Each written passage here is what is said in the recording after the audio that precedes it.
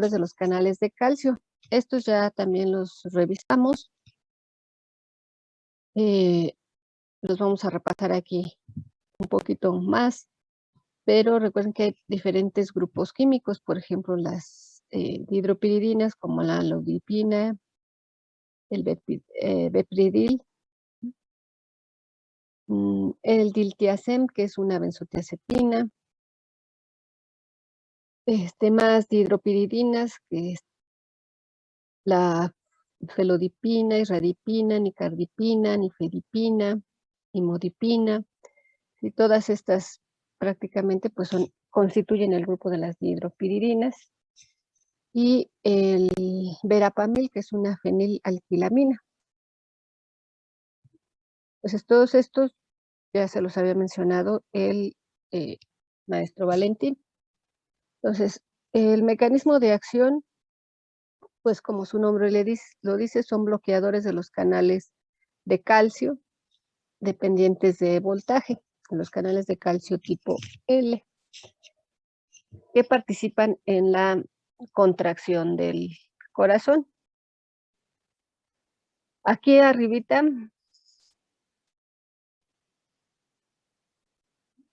está representado el canal de calcio.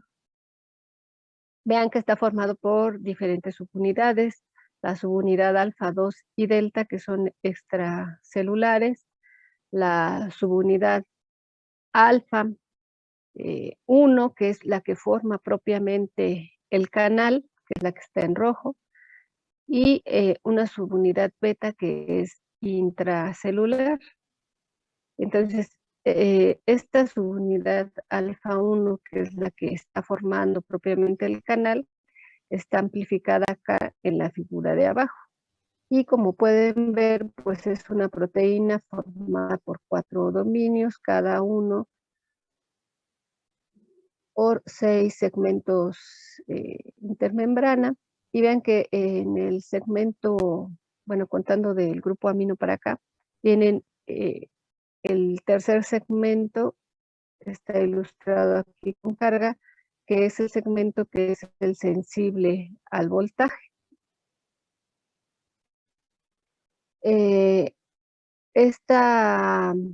Estos fármacos, tanto las dihidropiridinas como el diltiazem y el verapamil, bloquean este canal y lo hacen en el mismo sitio, solo que, bueno, lo hacen entre el dominio 3 y el 4, solo que las dihidropiridinas lo bloquean del lado extracelular y el diltiazem y el verapamil lo bloquean del lado intracelular. Y bueno, se unen aquí al segmento carboxilo y en este último segmento del dominio 3. Entonces, este es el mecanismo por el cual pues, los bloqueadores de los canales de calcio pueden ejercer su efecto. Y una vez que bloquean el canal de calcio, pues este no se abre, no permite la entrada de calcio y esto disminuye el trabajo del corazón. Otro efecto que tienen es que también están presentes en el músculo liso vascular.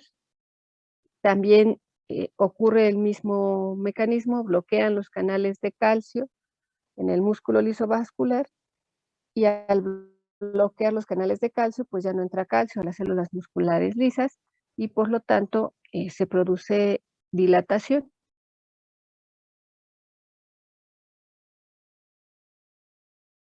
Aquí está ilustrado el esquema principalmente, bueno, en los vasos.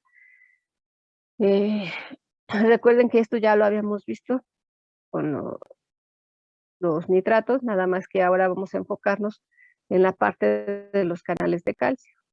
Entonces, estos canales de calcio que están presentes en la membrana del músculo liso, cuando se activan, permiten la entrada de calcio. Este se une a la calmodulina, se forma el complejo calcio-calmodulina, que activa la sinasa de la cadena ligera de la miosina, y esto favorece la unión con la actina y se lleva a cabo la contracción. Al bloquear estos fármacos los canales de calcio, pues entonces todo esto ya no se produce y se favorece el estado de relajación, por lo que se produce vasodilatación. ¿Sí queda claro el mecanismo de acción de estos fármacos?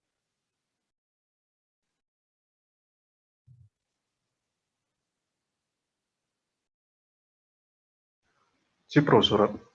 ¿Sí? Bueno, le voy a cambiar.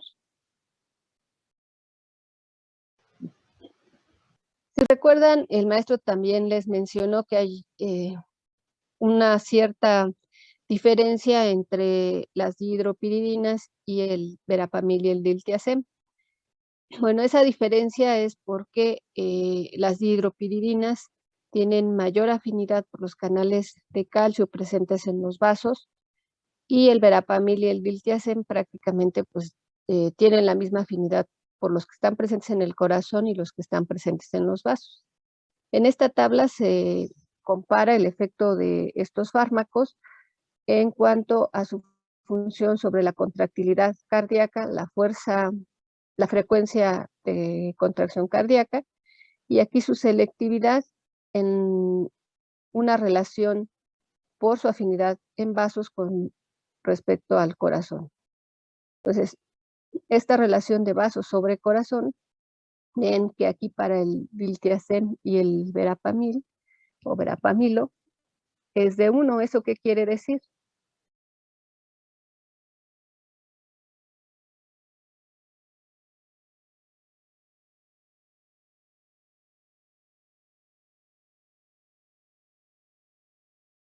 ¿Quién me dice qué significa que sea de 1 esta relación entre vasos y corazón? Que es muy poco afín. Más bien, si vale 1, la selectividad, pues es que tiene la misma para los dos, ¿no? No es que sea muy poco afín, sí se une, sí tiene afinidad por los canales, pero no distingue entre los del corazón y los de los vasos. Se une de igual manera para los del corazón y los de los vasos. En cambio, vean de las dihidropiridinas, aquí está, por ejemplo, el nifedipino y el amlodipino que vale 10 y los demás valen 100. Entonces, ¿eso qué quiere decir?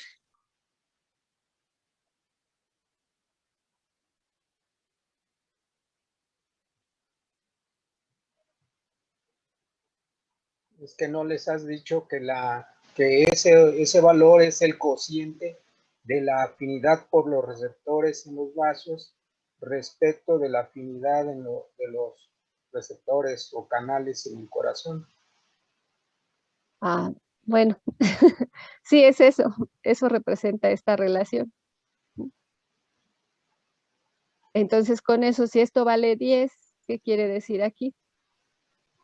¿Qué significa ese 10? Es la relación entre la afinidad de los vasos sobre el corazón. Sí, Entonces, pues que sería más afín a los vasos, ¿no? sí, 10 veces más afín a los canales de calcio presentes en los vasos que en el corazón. Y vean, el nicardipino, el felodipino y estos otros son 100 veces más afín a los canales de calcio presentes en los vasos. Y este último, pues ya es hasta 1000 veces más afín, ya prácticamente selectivo para los canales de calcio presentes en los vasos. ¿Sí? Entonces, estos fármacos no es que no tengan afinidad por los del corazón, más bien a la dosis que se emplean o en la que tienen efecto sobre los vasos son dosis mucho más bajas que las que se eh, pueden utilizar para bloquear a los canales de calcio presentes en el corazón. Por eso tienen mayor afinidad por los canales de calcio presentes en los vasos. Pero si se administraran a dosis altas, también podrían bloquear a los canales de calcio presentes en el corazón. Bueno, entonces esa es una diferencia que tienen las dihidropiridinas con respecto al verapamil y el diltiazem. Ahora, el efecto que tienen sobre la contractilidad y la fuerza, la frecuencia cardíaca, vean que en el caso del verapamil, pues disminuye, eh, como son dos flechitas, pues disminuye en mayor cantidad que, por ejemplo, estas que nada más tienen unas, que son las dihidropiridinas. ¿Sí? Entonces disminuyen tanto la contractilidad como la fuerza cardíaca. El diltiazem igual, disminuye más la contractilidad, pero también disminuye la fuerza cardíaca. Frecuencia. A frecuencia cardíaca, perdón. Y de las dihidropiridinas, vean, el nifedipino tiene poca acción sobre la contractilidad y sí sobre la frecuencia cardíaca la puede aumentar, el efecto contrario que se observa con el verapamil. Y este efecto se debe a que como produce vasodilatación, recuerden que cuando se produce vasodilatación se disminuye la resistencia periférica, disminuye la presión arterial, y esto puede activar al reflejo vasoreceptor, y si se activa el reflejo vasoreceptor, pues se puede estimular el corazón con la liberación de noradrenalina y puede aumentar la frecuencia cardíaca. Por eso se presenta este efecto de aumento de la frecuencia cardíaca, ¿no? Es mayor con el nifedipino que, por ejemplo, con el nicrendipino y el nicardipino. Me voy a cambiar.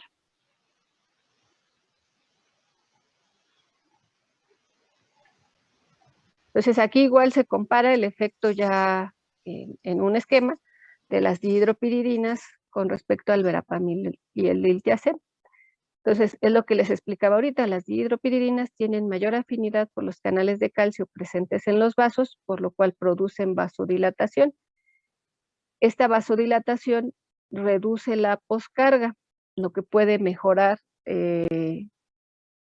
bueno, lo que estuvimos viendo de la clase pasada es que al reducir la poscarga se puede mejorar el flujo sanguíneo coronario y se puede irrigar mejor el corazón. Pero como produce vasodilatación, lo que les decía, disminuye la resistencia periférica, se disminuye la presión arterial y se activa el reflejo vasoreceptor. Por lo tanto, hay activación del sistema nervioso simpático y esto puede tener efectos sobre el corazón, que ya vimos de aumento de la frecuencia cardíaca. Lo que Tiene produce la menor efecto reducción. sobre... ¿Sí, maestro? Sí, es que quiero comentar que la reducción en la poscarga lo que reduce fundamentalmente es la demanda de oxígeno. No aumenta el flujo. Bueno, sí. Reduce la demanda de oxígeno. Porque el corazón trabaja menos. Ajá. Sí. Bueno, y les decía, tiene menor efecto sobre el corazón, pero además como hay activación del sistema nervioso simpático, incluso pues aquí no se observa directamente el efecto sobre el efecto inotrópico o cronotrópico en el corazón. En resumen, con las dihidropiridinas se puede aumentar el gasto cardíaco y no se modifica, bueno, más bien se aumenta también el ritmo cardíaco. En cambio, con el verapamil y el diltiazem, como estos tienen igual afinidad por los canales de calcio en los vasos y en el corazón, bueno, en el caso de los vasos producen el mismo efecto, solo que además bloquean los canales de calcio en el corazón, por lo que no se observa la activación del sistema nervioso simpático. Y pues en el corazón estos sí producen efectos inotrópicos y cronotrópicos negativos. Por lo tanto, en el gasto se observa una disminución del gasto, un aumento del gasto cardíaco, perdón, y una disminución del ritmo cardíaco, porque aquí sí hay efectos sobre el corazón. Una característica importante del verapamil y el diltiazem es que al tener efectos sobre los canales de calcio del corazón, pueden disminuir el ritmo cardíaco a tal grado que pueden producir bloqueo de la conducción del potencial de acción. Y esto pues puede inducir un paro cardíaco. Por eso se tiene que tener cuidado con estos dos fármacos. ¿Sí se entendió?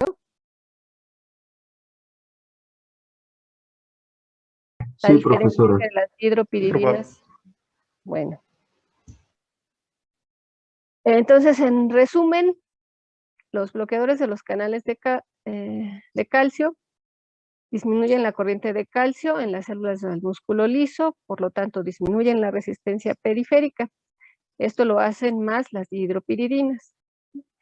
Y el verapamil y el diltiazem, además en el corazón, disminuyen la fuerza y la frecuencia de contracción. Con esto, como les comentaba el maestro, disminuye la actividad cardíaca y por lo tanto disminuye la demanda de oxígeno. ¿Sí?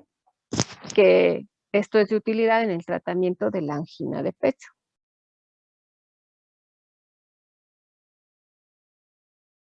Los efectos adversos ya se los había mencionado el maestro Valentín, pero bueno, nada más para repasar. Como producen disminución de la resistencia periférica, pues se produce hipotensión, que es lo que ya habíamos visto. Pero particularmente con el verapamil y el diltiazem puede haber depresión cardíaca, lo que les mencionaba, que puede ser grave y que puede inducir primero a bradicardia, insuficiencia cardíaca o hasta un paro cardíaco. Y también por la hipotensión, pues se puede presentar rubor, edema, náuseas, vértigo y estreñimiento, porque también pueden actuar sobre los canales de calcio dependientes de voltaje que se encuentran en el tracto gastrointestinal. Y al bloquearlos, pues disminuyen la actividad del tracto gastrointestinal y se produce el estreñimiento. ¿Preguntas hasta aquí?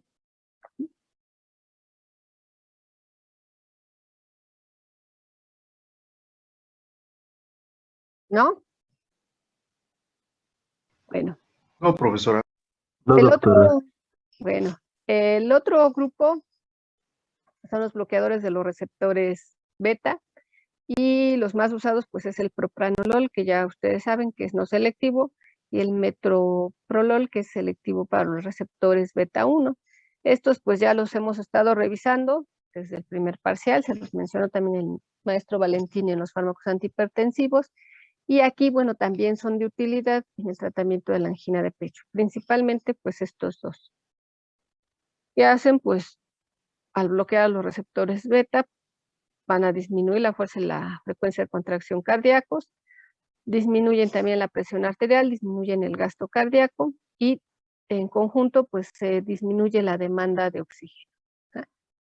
Estos se pueden utilizar pues en pacientes también que tengan hipertensión y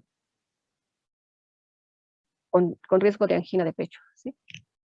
Entonces ya no vamos a hablar más de ellos porque ya los conocen perfectamente bien. Entonces, estos tres grupos de fármacos que ya revisamos, los nitratos y nitritos, los bloqueadores de los canales de calcio y los bloqueadores de los receptores beta, es el tratamiento de primera elección para la angina de pecho. Y hay otros fármacos más nuevos que han salido y han sido aprobados para su uso en el tratamiento de la angina de pecho. Tienen unos mecanismos de acción más específicos y por lo tanto, bueno, están clasificados así como otros fármacos antianginosos que son realmente los más nuevos que existen y que son por ahorita los tratamientos de segunda elección. Entonces, uno de ellos es la ranolazina. Este fármaco es su estructura, su mecanismo de acción es que bloquea la entrada de sodio a través de los canales de conducción lenta que participan en el potencial de acción. Por lo tanto, no es cierto, que en consecuencia se reduce la concentración de calcio intracelular. Esta relación entre los canales de sodio de conducción lenta y la concentración de calcio intracelular es es más bien la relación igual que ya revisamos con la concentración de sodio y la concentración de calcio que hacen que funcione el intercambiador sodio-calcio. Ahorita lo vamos a ver otra vez. Ese es un mecanismo, el principal. El otro es que inhibe la beta oxidación de los ácidos grasos y favorece la glucólisis aerobia en el corazón. Esto lo que hace es modificar la parte metabólica del corazón para que se haga más eficiente la utilización del oxígeno, se requiera menos oxígeno para la producción de ATP. Y esto pues favorece la acción o la función cardíaca más bien. Bueno, les voy a hablar de estos canales de entrada de sodio de conducción lenta. En un corazón normal, aquí se ilustra primero la corriente de sodio. Este es un potencial de acción ventricular. Y bueno, aquí está el electrocardiograma, pero bueno, ahorita lo vamos a ignorar porque después lo vamos a ver en fármacos antiarrítmicos. ¿Sí? Bueno, entonces, en el potencial de acción hay una fase de despolarización que corresponde a la apertura de los canales de sodio. Pero vean que la pendiente pues es prácticamente de 90 grados, es una despolarización rápida. Esta despolarización se debe a los canales de sodio dependientes de voltaje que se activan y permiten la entrada de sodio. Pero hay una corriente de sodio tardía que participa aquí, que de hecho está en esta parte todavía en la fase 1, cuando hay disminución de la corriente de sodio y apertura de la corriente de potasio. Entonces, en esta parte participan estos canales de sodio tardíos. Y en un corazón normal, pues esta es la duración de la corriente de sodio. No hay ningún problema porque es la corriente de potasio y después ya la corriente de calcio y se lleva la contracción normal del corazón. Pero en un corazón que tiene angina, que hay hipoxia, empiezan a funcionar anormalmente estos canales. Y entonces en el potencial de acción, cuando se lleva a cabo la despolarización, vean ahora que la corriente de sodio permanece más tiempo, estos canales tardíos permanecen abiertos por más tiempo, por lo que entra más sodio, y todo este sodio se incrementa en el interior de la célula cardíaca.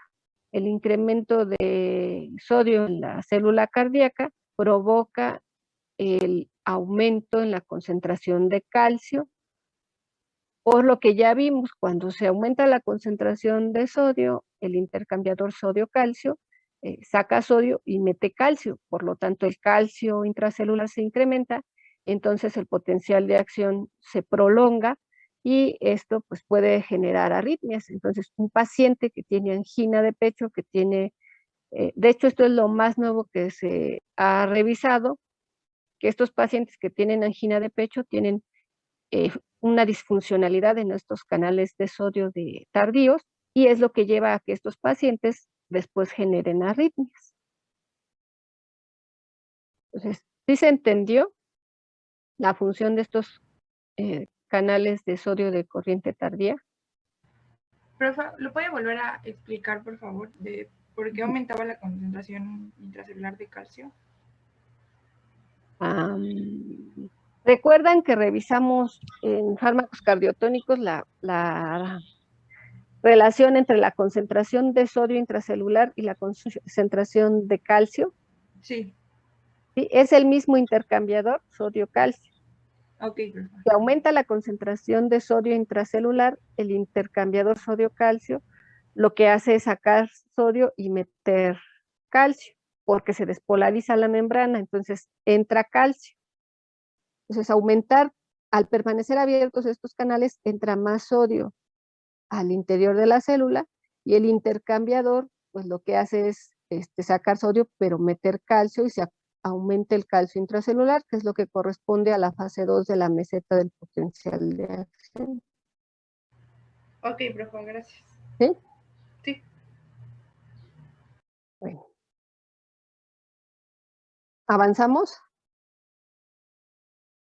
Entonces, bueno, este fármaco, la ranolacina, lo que hace es bloquear estos canales de calcio de conducción lenta y por lo tanto, pues esta corriente de sodio, perdón, de conducción lenta, dije sodio, bueno, estos canales de sodio, entonces ya no se lleva a cabo esta corriente o entrada de sodio, se trata de que sea lo más normal posible, que es una concentración pequeña, y entonces el corazón pueda funcionar mejor.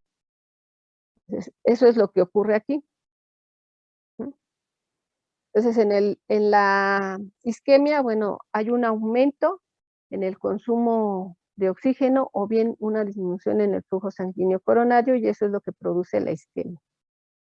Entonces, lo que trae como consecuencia es lo que yo les decía ahorita, que aumenta la corriente de sodio por los canales de conducción lenta, se aumenta el sodio intracelular, activa el intercambiador sodio-calcio, se aumenta el calcio intracelular, y entonces puede haber disfunción eléctrica, disfunción mecánica y disfunción metabólica, porque aumenta la actividad bueno, se modifica la actividad cardíaca, ¿sí?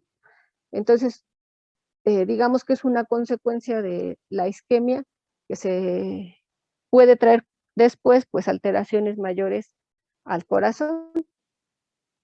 Entonces, la ranolacina, al bloquear esta corriente de sodio, pues bloquea a los canales de sodio, bloquea la corriente de sodio, evita el aumento de calcio intracelular, y entonces ya se protege contra estas disfunciones que genera propiamente la respuesta compensadora a la isquemia.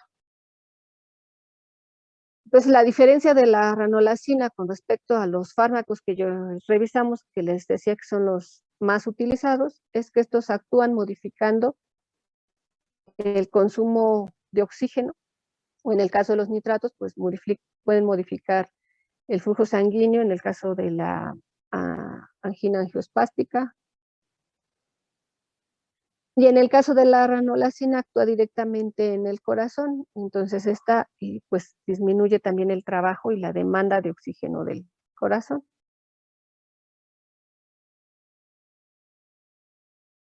¿Sí?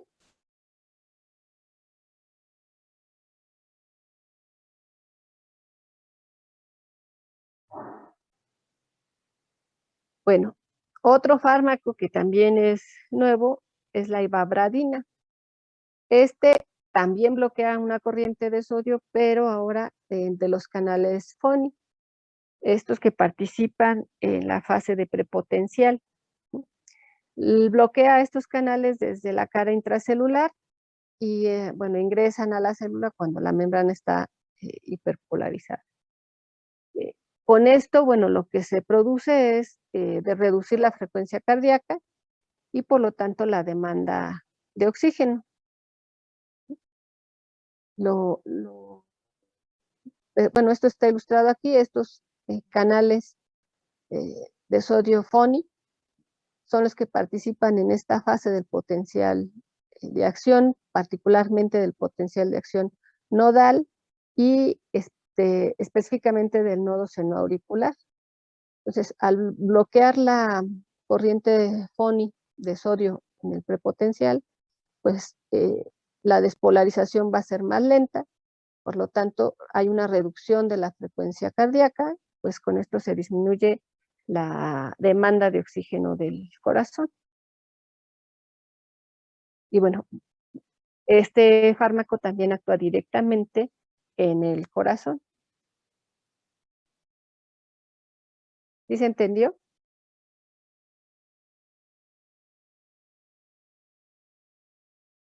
Sí, profesor.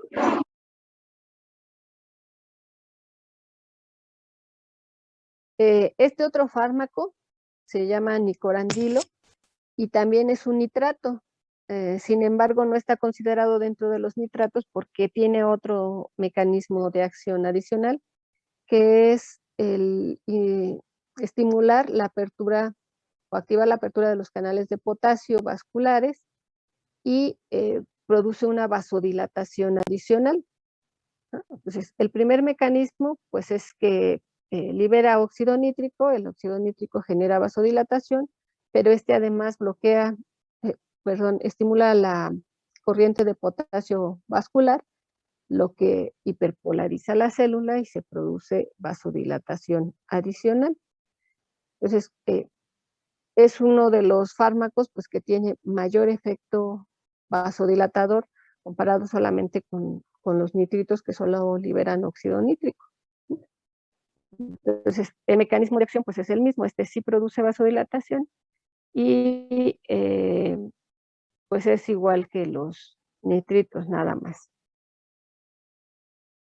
Y este último es la trimetacidina. Este tiene un mecanismo de acción diferente. Este inhibe a la coenzima 3-cetoacetilcoenzima tiolasa.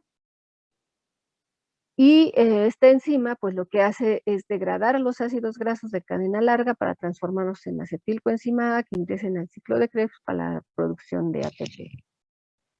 Es decir, bueno, entonces, lo que hace la trimetacidina es producir también un cambio en el perfil energético celular. Se utiliza menos la beta-oxidación, se utiliza más la oxidación de la glucosa y lleva una mejor producción de ATP que requiere menos oxígeno. Este pues, participa en el cambio del perfil otra vez energético y favorece que se aproveche más la utilización del oxígeno para obtención de energía por parte del corazón. Este no se utiliza solo, se puede utilizar en combinación con los bloqueadores beta o con los bloqueadores de los canales de calcio. Bueno, es el metabolismo del corazón en condiciones de isquemia, bueno, comparadas las condiciones aeróbicas con las condiciones de isquemia. En condiciones aeróbicas sería en condiciones normales, que el corazón se irriga normalmente. Bueno, entonces, en condiciones aeróbicas, el corazón puede obtener energía por dos vías, que es la oxidación de los ácidos grasos o por la oxidación de la glucosa. En condiciones normales, la flecha representa el grado de utilización de esta vía para obtener ATP. Vean que comparadas las dos flechas, pues en condiciones aeróbicas se utiliza más la oxidación de los ácidos grasos para obtener ATP, que es necesaria para la contracción cardíaca.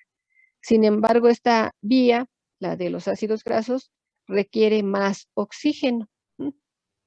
Y en condiciones de isquemia, pues lo que ocurre es que el corazón solito se adapta porque hay poco oxígeno y entonces favorece, bueno, más bien reduce la oxidación de los ácidos grasos, se favorece más la oxidación de la glucosa y se obtiene igual ATP que pues se utiliza para la contracción cardíaca.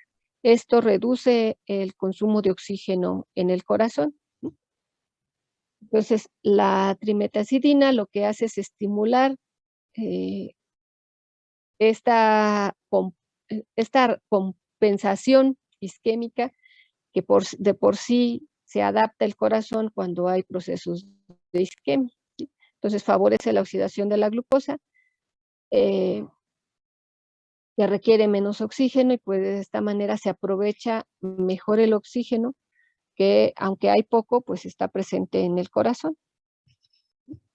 Entonces, por eso es un fármaco que directamente el mecanismo está involucrado sobre la parte metabólica del corazón y pues también se utiliza, les digo, con bloqueadores de canales de calcio o con los antagonistas de los receptores beta. Profesora, ¿le puede Y regresar bueno, esta a lo a la último, anterior, ajá, por favor? ¿esa o a la No, anterior? la anterior.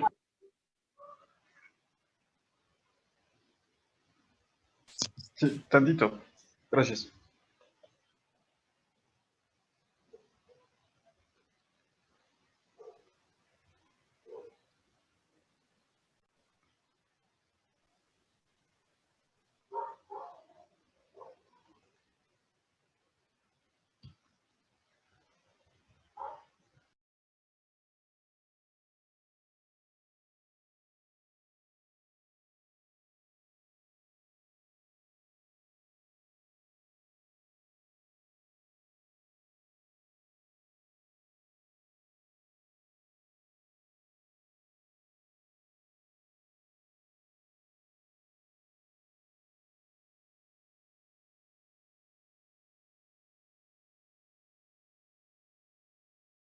Ustedes me dicen,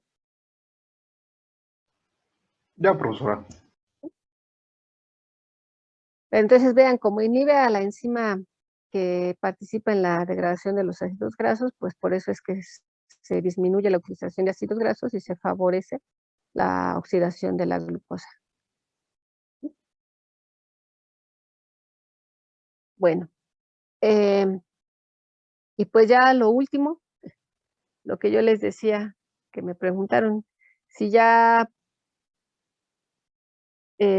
como se muestra este corazón, está prácticamente pues lleno de grasa, ya hay obstrucción de las arterias coronarias por la presencia de ateromas, eh, y ya está muy comprometida la circulación coronaria, pues lo que hacen es puentear lo que yo les decía, eh, con vasos sanguíneos del mismo individuo que se toman de, de preferencia de las extremidades, ya sea de las piernas, más frecuentemente de las piernas, ¿sí?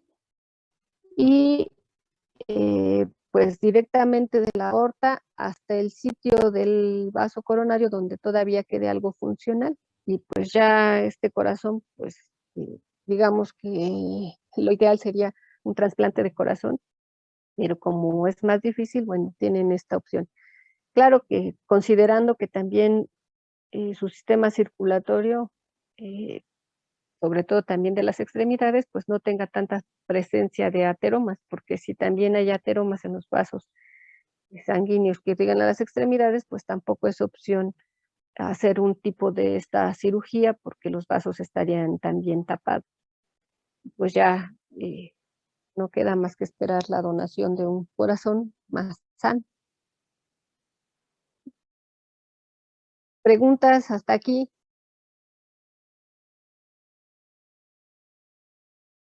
No, profe. ¿No? Bueno, pues esto sería ya todo el tema de fármacos. Recording stopped. Profesora, ¿Sí? entonces, eh, con el tratamiento de estos fármacos no se recomienda hacer ejercicio, ¿verdad? No, de hecho, si el paciente tiene angina de pecho, no puede hacer ejercicio, porque al hacer ejercicio se aumenta el trabajo de corazón y se aumenta la demanda de oxígeno del corazón, y como es el problema que tiene el paciente que tiene angina, pues no se recomienda que haga ejercicio y no le va a dar ataque anginoso en cuanto empiece a tener actividad física. Entonces, tendría que estar en las condiciones de reposo máximas posibles. ¿Sí? Ok, gracias. ¿Alguna otra pregunta?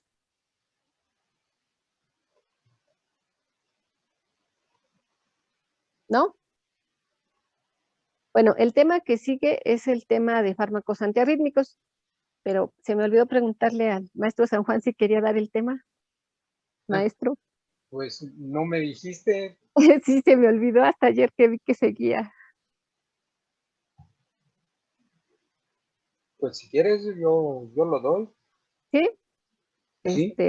Bueno, sí, se acuerda que sí, habíamos quedado en eso, pero se me olvidó. Entonces, ¿empezamos o Sí, sí? Bueno, nada más déjenme entonces cargar la presentación.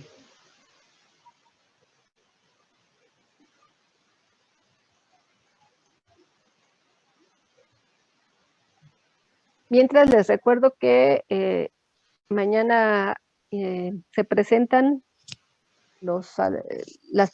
¿qué es los temas de insulina y diabetes y fármacos hipoglucemiantes?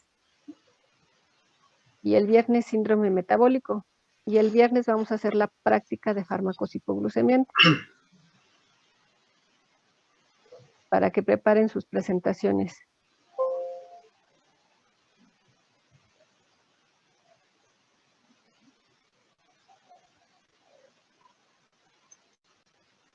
Y mañana iniciamos con el Socratip de fármacos antianginosos. ¿Sí? Sí, profesora. Sí, profesora. Bueno, ¿Ya ven mi pantalla? ya nada más le falta ponerla en modo presentación. Ya. Bueno. Entonces lo que vamos a revisar ahora son los fármacos que se emplean Recording in progress. para una condición en la que el corazón no funciona adecuadamente en cuanto a la frecuencia cardíaca. Primero, una arritmia, antes o incluso antes de dar el concepto de arritmia, lo primero que debemos tener en mente es el concepto de ritmo. ¿Alguien tiene idea de cómo definir el término ritmo?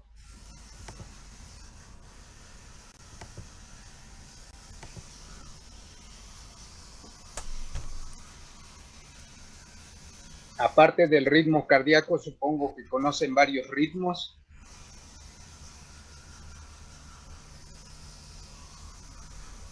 Pues, por ejemplo, en la música los ritmos son marcados por determinados tonos en intervalos de tiempo establecidos, ¿no? Sí, sí. Bueno, un concepto general de ritmo es que un ritmo es una sucesión de pulsos regular y constante.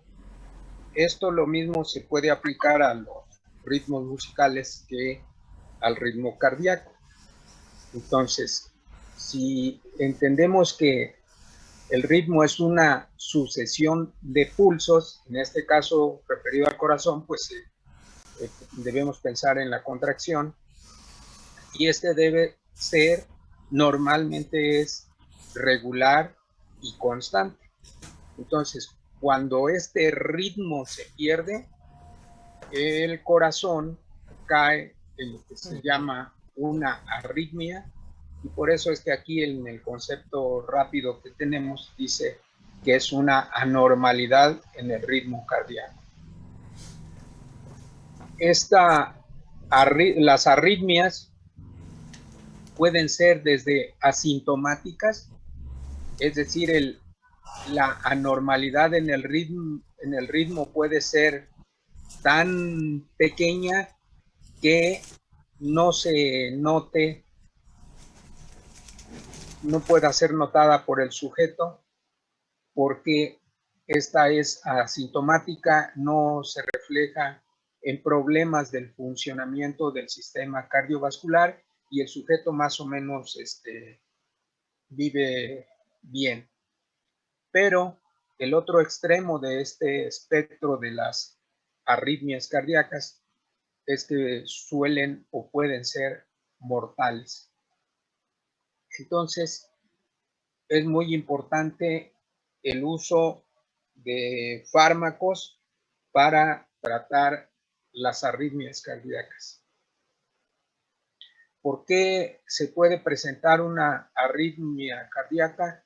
Bueno, porque puede haber mutaciones, puede haber polimorfismos, particularmente de los canales iónicos que participan en la electrofisiología cardíaca.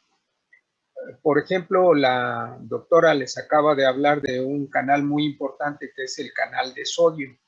Este canal de sodio es una de las canalopatías que se pueden presentar en una persona, sea por que heredó el polimorfismo o porque sufrió una mutación este canal, particularmente los canales que participan en la corriente tardía de sodio. También, como acaba de ser mencionado, la isquemia aguda piensen en un ataque anginoso. La isquemia aguda también puede ser un agente, un factor que dé origen a una arritmia cardíaca. También las arritmias pueden ser consecuencia de hiperactividad simpática, sea por un trastorno propiamente en la actividad de la división simpática del corazón, o puede ser también porque en algunas enfermedades, como la tirotoxicosis, los receptores beta adrenérgicos están muy aumentados y el corazón se vuelve muy sensible a las catecolaminas. Entonces, esto también puede tener como consecuencia el origen de una arritmia cardíaca. También, a consecuencia de que un corazón puede haber sufrido un infarto y en consecuencia haber muerto parte del tejido cardíaco y con ello se haya formado lo que se conoce como una cicatriz miocárdica, también esto puede favorecer el origen de una arritmia cardíaca, como lo vamos a explicar más adelante. ¿Alguna pregunta? No, profe, todo bien. Bueno, entonces, para entender cómo actúan los fármacos antiarrítmicos, como estos inciden normalmente en las propiedades electrofisiológicas del corazón, pues necesitamos saber cómo es la electrofisiología cardíaca. En esta diapositiva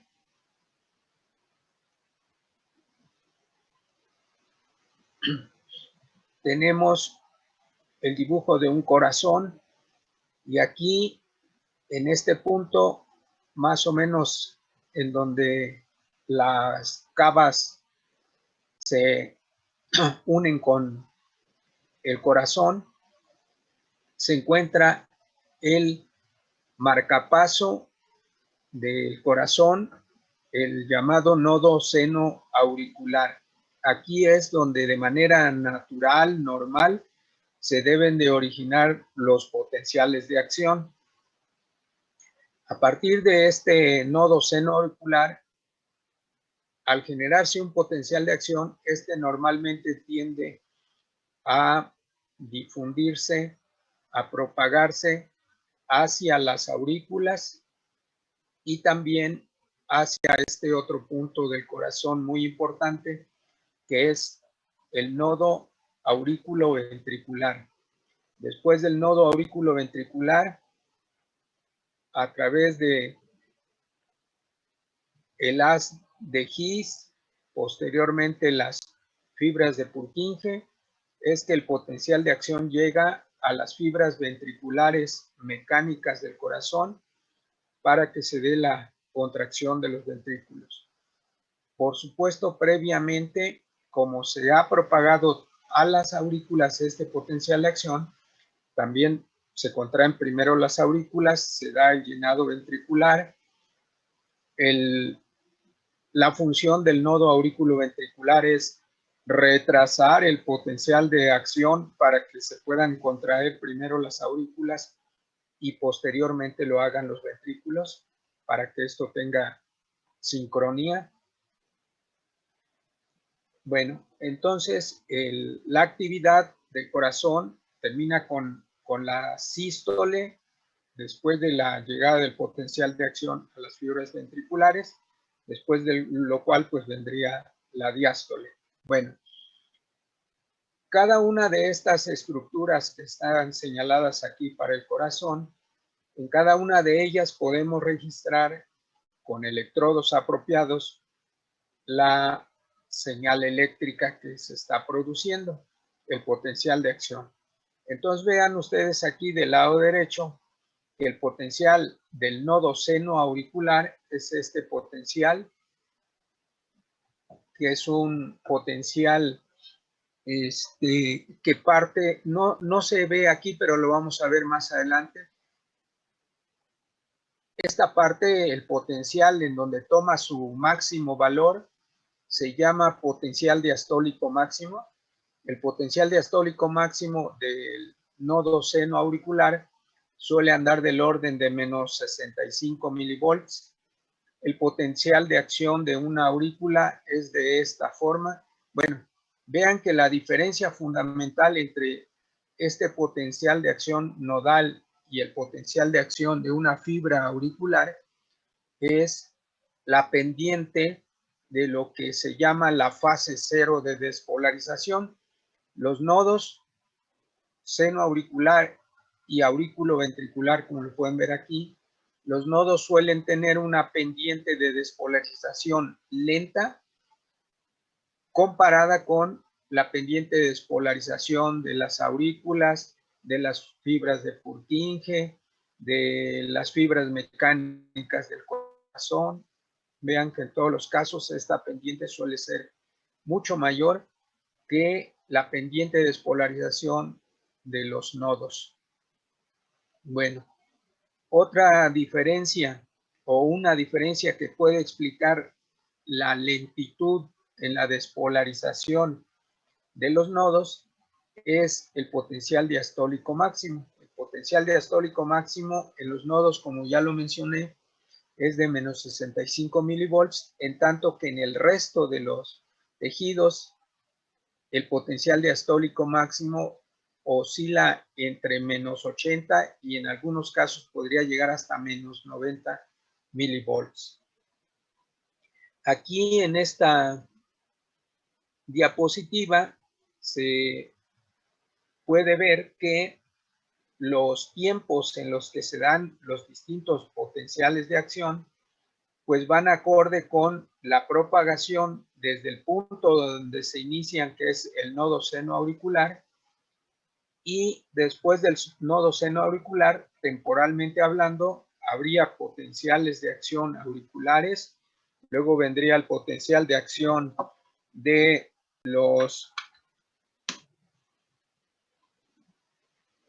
del nodo aurículo ventricular.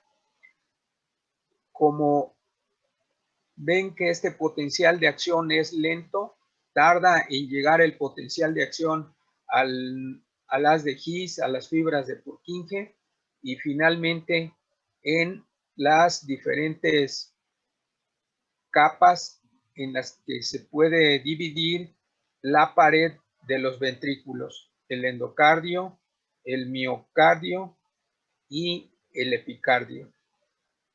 Estas señales eléctricas que ustedes ven aquí también se pueden asociar directamente con un registro de la actividad eléctrica general del corazón, que es el electrocardiograma. Entonces vean que acorde con los tiempos que se señalan aquí para los potenciales de acción, el electrocardiograma se puede asociar directamente a la actividad eléctrica que está ocurriendo en el corazón. Entonces, los componentes principales del electrocardiograma son la onda P, el complejo QRS y la onda T.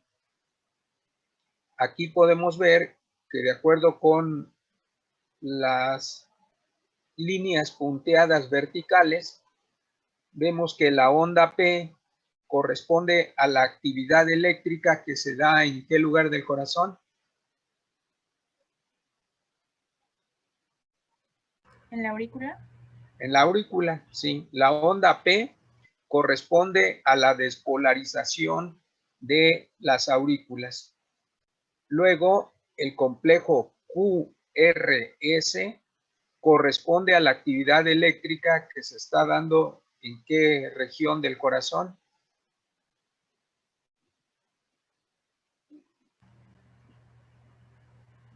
¿En los ventrículos? Los ventrículos corresponde a la despolarización de los ventrículos. La repolarización auricular no se observa porque queda enmascarada por la actividad eléctrica de los ventrículos. Como los ventrículos tienen mayor masa de tejido que las aurículas, la actividad eléctrica de los ventrículos se sobrepone, enmascara la actividad eléctrica de repolarización de las aurículas. Entonces, por eso es que en el electrocardiograma solo se observa las ondas P, despolarización de las aurículas, el complejo QRS, que corresponde a la despolarización de los ventrículos, y teóricamente en este momento también se está dando la relajación de las aurículas, pero no se ve eléctricamente. Y finalmente la onda T se corresponde con la repolarización de los ventrículos. Bueno, de aquí,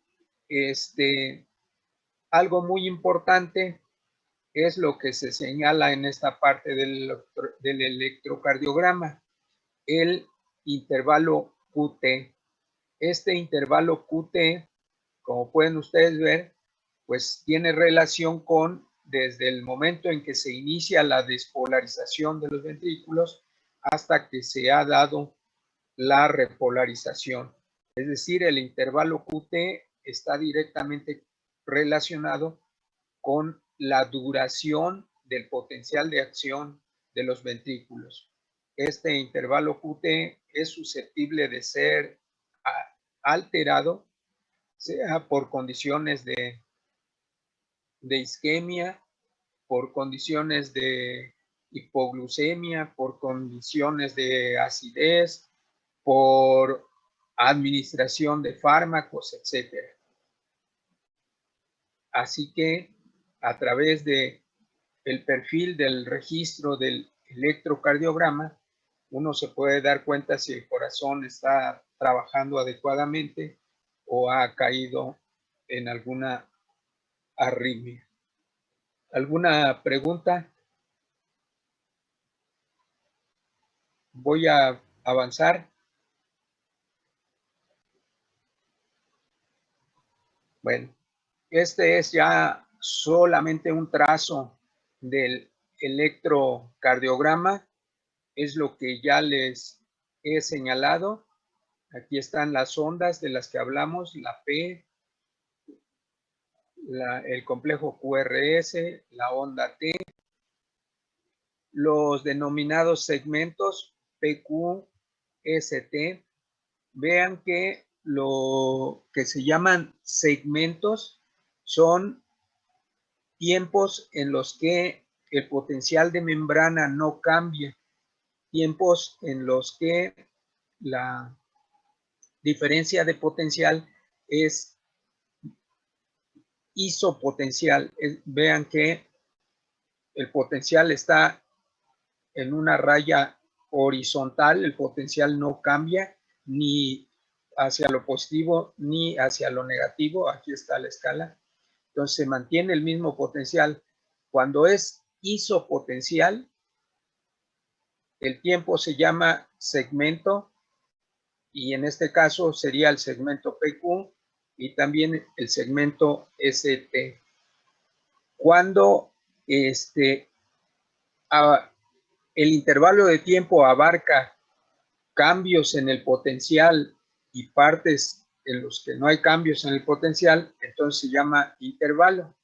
Y tenemos dos que son los más frecuentes, el intervalo PQ y el del que les hablé en la diapositiva anterior, el intervalo QT, que son de lo más importante. Bueno, ¿alguna pregunta? Profe, ¿puede Sí. volver a repetir lo del intervalo, por favor? Sí, a ver. Este registro electrocardiográfico es una descripción en el tiempo de los cambios o no del campo eléctrico generado por el corazón, por el inicio, por la generación y propagación del potencial de acción. Entonces, miren, aquí hay una escala que dice milivolts y estamos aquí en este punto. Este punto es un punto que se llama isopotencial, quiere decir que el potencial es igual, va transcurriendo el tiempo y el potencial no cambia ni hacia arriba ni hacia abajo, es decir, hacia valores positivos o hacia valores negativos.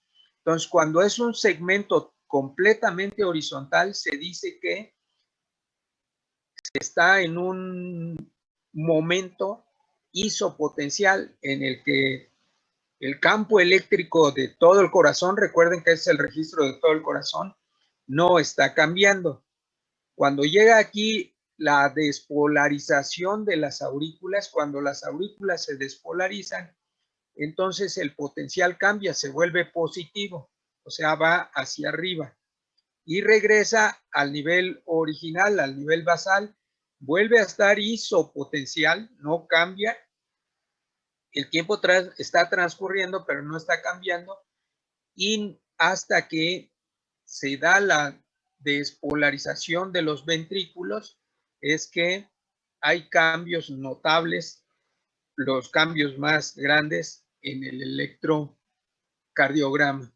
¿Sí? Entonces, cuando no hay cambios en el potencial de acción, es decir, que el corazón está isopotencial, a esos periodos de tiempo se les llama segmentos. Vean, aquí sería el segmento PQ, acá el segmento ST de los nombres, ¿verdad? Que va desde la última parte del complejo QRS, como aquí se llama S, va hasta el inicio de la onda T, el potencial es el mismo, está isopotencial, iso del prefijo que significa igual, y es hasta la onda T donde nuevamente hay un cambio en el campo eléctrico de la membrana. Bueno, a estos tiempos donde no hay cambios en el potencial del registrado en el electrocardiograma, se les llama segmentos y reciben el nombre acorde con las letras del electroencefalograma, con sus etapas. Cuando hay cambios y además incluyen un segmento isopotencial, se les llama intervalos. Entonces, cuando hablemos del intervalo PQ, ustedes tienen que pensar que estamos involucrando la despolarización de las aurículas y el segmento isopotencial que llega hasta el complejo Q. Si decimos segmento PQ, ¿sí? Entonces estamos hablando solamente del punto en donde termina la onda P hasta donde inicia la onda Q, que no cambia el campo eléctrico del corazón. Entonces es una distinción que deben de recordar, que no es lo mismo hablar del segmento PQ que del intervalo PQ, ¿sí? Aquí es donde sobre todo podría haber confusión porque llevan el mismo nombre. Hay segmento PQ y hay intervalo PQ. En el otro caso no habría mucho problema porque el segmento ST no existe un intervalo ST, sino que sí existe un intervalo QT. Entonces son tiempos diferentes que se miden en el electrocardiograma. Aquí, por ejemplo, el intervalo QT vale 0.35 segundos y el PQ puede ir desde 0.12 hasta 0.2 segundos. Bueno, esto también debe tener una variación. Esto es un término promedio. Bueno, no sé si me expliqué. Sí, profesor, mucho ¿Sí? mejor. Gracias. Bueno. Ahora bien. Profe, ya es tiempo. Bueno. Sí, ya. Entonces, está bien, es un buen momento para detenernos y pues continuaríamos aquí la próxima vez. Sí, vamos a hacer la pausa para que puedan exponer mañana. para Ujú. poder hacer la práctica el viernes.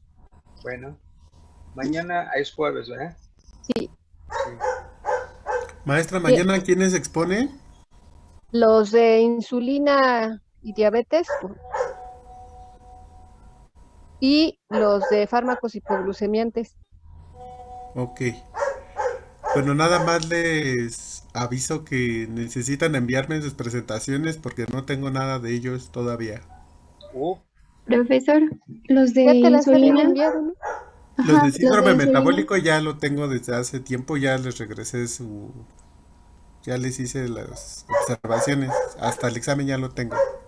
Pero ellos exponen no, hasta el viernes síndrome metabólico.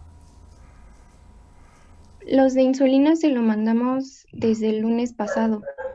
¿Cómo creen? Sí. Ajá. Déjenme revisar porque yo no lo tengo, no he visto en mi correo y se me hizo extraño. ¿Cómo? Entonces déjenme lo reviso, según yo no lo tenía. Sí, de hecho le Y avisamos ya te habían el avisado. martes. Sí, pues lo dijeron Sí, aquí delante de sí, nosotros. ¿Sí? ¿No sí, fue síndrome metabólico? No, ese fue antes. Bueno, lo reviso, chicos. Ok, Perdón, entonces Y ya fármacos estoy hipoglucemiantes también. quemándolos gratis. Entonces reviso y sí, está bien. Gracias. No, hipoglucemiantes no me han enviado. Pero exponen mañana, ¿verdad? Hipoglucemiantes y diabetes e diabetes. insulina. Insulina y diabetes. Diabetes e insulina. Vale. Profesores, tengo una duda. Sí, Los de insulina pusimos, abarcamos hasta diabetes tipo 2 y sí. pusimos algunos fármacos. No sé si eso ya abarca el otro tema o si está bien. A ver, de insulina y diabetes debe ser la fisiología primero de la insulina, la glucemia y demás. Y luego, Ajá. bueno, todas las acciones fisiológicas de la insulina, todas las alteraciones que se pueden presentar a causa del mal funcionamiento de la insulina o del páncreas, Está fuera. y también, ¿cómo se llama? El uso de la insulina, o eso lo están considerando aparte, No, sí, a ellos les toca el uso de la el insulina uso para de el la tratamiento de la insulina diabetes tipo en 1. todas Sí. sus formas, todas Ajá. las formas de insulina. Lo que no deben de tocar para nada son los Hipoglucemiante. antidiabéticos distintos de la insulina. Ah, O ok. sea, sulfonilureas, diazolinedionas. Profesor, entonces, Todo eso es del otro equipo o de la otra persona, sí, no sé. es que esa también era mi duda. No, entonces no abarco ninguna de las insulinas ni de acción corta, ni a mediano plazo, ni a largo plazo. Eso lo dejo para ellas.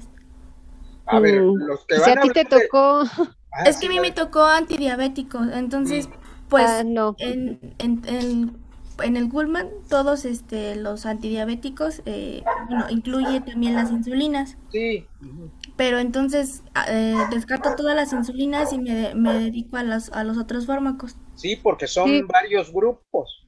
Sí, Digo, no sé, a la revisión ahí deberían de decirles, aunque pues a estas alturas ya está difícil, pero sí. bueno, hay nuevos grupos de agentes antidiabéticos, los que se han desarrollado a partir del péptido glucagonoide y los GLP, antagonistas de la enzima, etcétera. También los inhibidores del transporte de glucosa en el riñón, pues, es otro grupo que luego suelen no considerarlos porque algunos no libros vienen en de el programa. farmacología todavía no los tratan porque son libros ya viejos, pero que ya están en uso y que hay que estudiarlos. Ok, profesor, gracias. Está bien, profesores. Gracias. ¿No? ¿De qué? Hasta mañana. Hasta Hasta mañana. mañana. Gracias, profesores. Hasta mañana.